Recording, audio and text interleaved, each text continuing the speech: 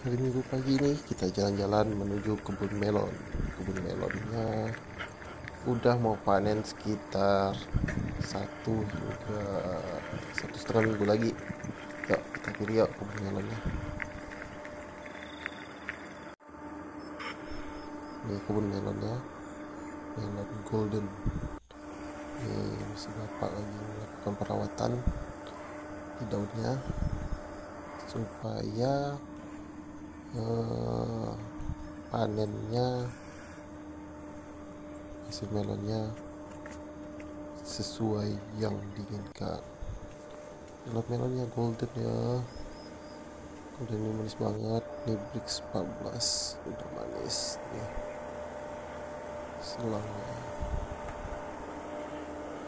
seger banget. Ini si ibu Enggak, Bu. lagi menyiram tanaman melonnya.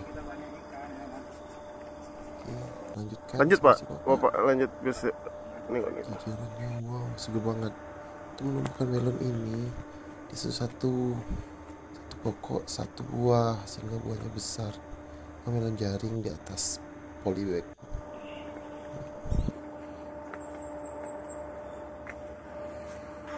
Kita keliling lagi. Ini adalah melonnya, melon yang sangat segar untuk dimakan di hari yang panas.